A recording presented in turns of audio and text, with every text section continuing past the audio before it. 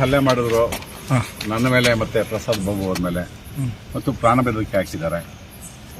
So ನಾವು ಮುಂದಿನ ದಿನಗಳಲ್ಲಿ ನಾವು ಎಲ್ಲ ಕಡೆ ಓಡಾಡಬೇಕಲ್ಲ, ಜನಗಳ ಮಧ್ಯೆ ಓಡಾಡಬೇಕು ಮತ್ತು ಪಾರ್ಟಿಗೆ ಕೆಲಸ ಮಾಡಬೇಕು. ಅದರಿಂದ ನಮಗೂ ರಕ್ಷಣೆ ಬೇಕಲ್ಲ, ಅದಕ್ಕೋಸ್ಕರ ನಾವಿಲ್ಲಿ ಈ ಠಾಣೆಗೆ ಬಂದುಬಿಟ್ಟು ನಾವು ನಮ್ಮ ದೂರನ್ನು ದಾಖಲು ಮಾಡಿದ್ದೀವಿ. ಯಾರ್ಯಾರ ಮೇಲೆ ದೂರು ಕೊಟ್ಟಿದ್ದೀರಾ ಸರ್? ನಾವಿದು MLC ಅನಿಲ್ ಕುಮಾರ್ ಅವರ ಕುಂಭಕ್ಕೆ ಮೇಲೆ ಇದು ಅಮರನಾರಾಯಣ ಅಂತ ಹೇಳ್ಬಿಟ್ಟು ಇನ್ನೊಬ್ಬ ಹುಡುಗ ಹೆಸರು ಬಾಲು ಅಂತ, ಮತ್ತೆ ಇನ್ನಿತರು ಹುಡುಗರು ತುಂಬ ಜನ ಇದ್ರು.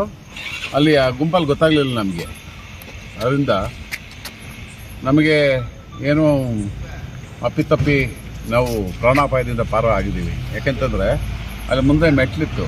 ನನಗೆ 64 ವರ್ಷ ವಯಸ್ಸು ಆಯಿತಾ. ಭೌತಿಕವಾಗಿ ಫಿಟ್ ಇರೋದನ್ನ ಸರ ಇತ್ತು.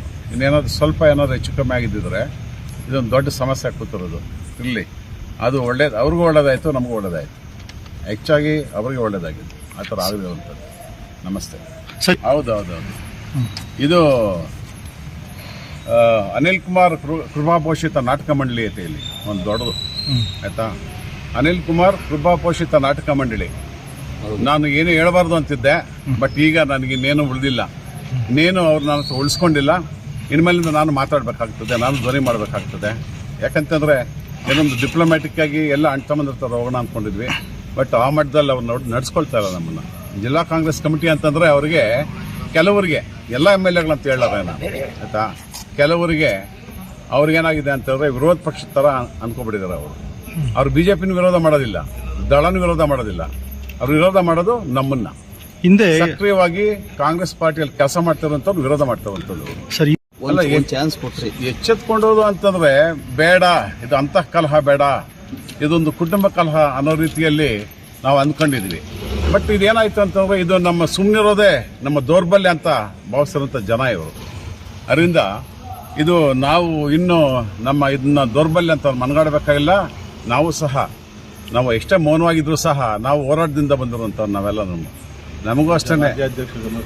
ಆಮೇಲೆ ನಾವಿದನ್ನ ರಾಜ್ಯಾಧ್ಯಕ್ಷರ ಗಮನಕ್ಕೆ ತರ್ತೀವಿ, ಆಮೇಲೆ ಕಾಂಗ್ರೆಸ್ ವರಿಷ್ಠರ ಗಮನಕ್ಕೆ ತರ್ತೀವಿ, ಆಮೇಲೆ ಜನತೆಯ ಗಮನಕ್ಕೆ ತರ್ತೀವಿ, ಕಾರ್ಯಕರ್ತರ ಗಮನಕ್ಕೆ ತರ್ತೀವಿ, ಎಲ್ಲರ ಗಮನಕ್ಕೂ ತರ್ತೀವಿ.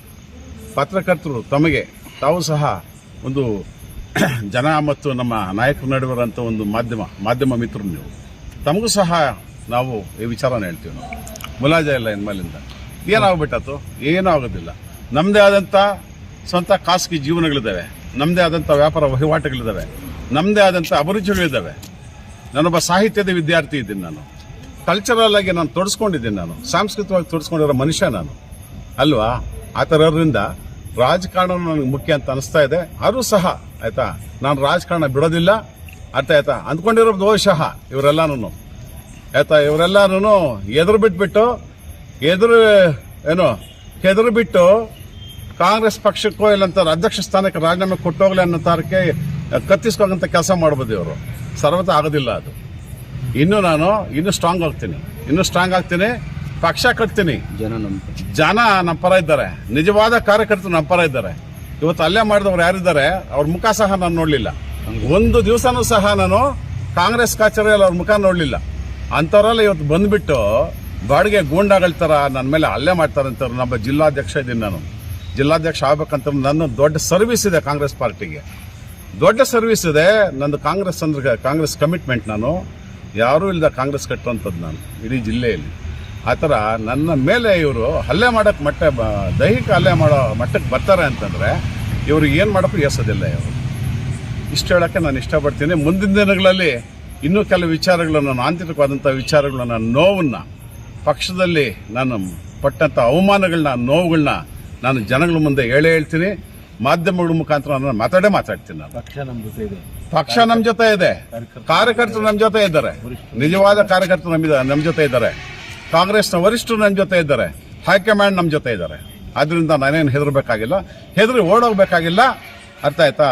ಅವರೆಲ್ಲ ಏನಂದ್ಕೊಂಡಿದ್ರು ಅಂತಂದ್ರೆ ಆಯ್ತು ಈತನ ಒಳ್ಳೆತನ ಮತ್ತು ಸುಮ್ಮನೆ ಇರ್ತಾನಲ್ಲ ಅನ್ನೋ ಕಾರಣಕ್ಕೆ ಅವರು ನನ್ನ ಮೌನನೇ ದೊಡ್ಡ ಒಂದು ವೀಕ್ನೆಸ್ ಅಂತ ತಿಳ್ಕೊಬಿಟ್ಟಿದ್ರು, ನನ್ನ ದೌರ್ಬಲ್ಯ ಅಂತ ತಿಳ್ಕೊಬಿಟ್ಟಿದ್ರು. ಅದು ಇನ್ನು ಮುಂದೆ ಆಗೋದಿಲ್ಲ. ಅದು ಆ ಥರ ಆಗೋಕೆ ಬಿಡೋದಿಲ್ಲ. ನಾವು ಸಹ ಕಾಂಗ್ರೆಸ್ನ ಕಟ್ಟಾಳುಗಳಿದ್ದೀವಿ ನಾವು. ಆದ್ದರಿಂದ ನಾವು ಕಾಂಗ್ರೆಸ್ ಪಕ್ಷನ ಗಟ್ಟಿಯಾಗಿ ಕಟ್ಕೊಂಡು ಹೋಗ್ತೀವಿ. ಇನ್ನೂ ನಮಗೆ ಹೆಚ್ಚಿನ ಉತ್ಸಾಹ ಹುಮ್ಮಸ್ ಬಂದಿದೆ. ಇನ್ಮೇಲಿಂದ ನಾವೇನು ಮೈಚಳಿ ಬಿಟ್ಟು ಹೋಗ್ತಾರೆ, ನಾವು ಕಾಂಗ್ರೆಸ್ ಪಾರ್ಟಿನ ಕಟ್ತೀವಿ, ನಾವು ಕಾಂಗ್ರೆಸ್ ಪಕ್ಷ ಕಟ್ತೀವಿ ಅಂತ ನಾನು ಸಲಹೆ ಹೇಳಿದ್ರು. ಅಧ್ಯಕ್ಷರಿಗೂ ಸಲಹೆ ಹೇಳಿ ನಾವೆಲ್ಲರೂ ಕೂಡ ಒಟ್ಟಾರೆ ಒಂದು ತೀರ್ಮಾನಕ್ಕೆ ಬಂದು ಅವತ್ತು ಮೌನ ಆಗಿದ್ವಿ. ನಾವು ಕೂಡ 25-30 ವರ್ಷಗಳಿಂದ ರಾಜಕೀಯದಲ್ಲಿ ಅನೇಕ ಗುಣವಂತ ನಾಯಕರ ಜೊತೆ ಬೆಳೆದಿರ್ತಕ್ಕಂಥವ್ರು.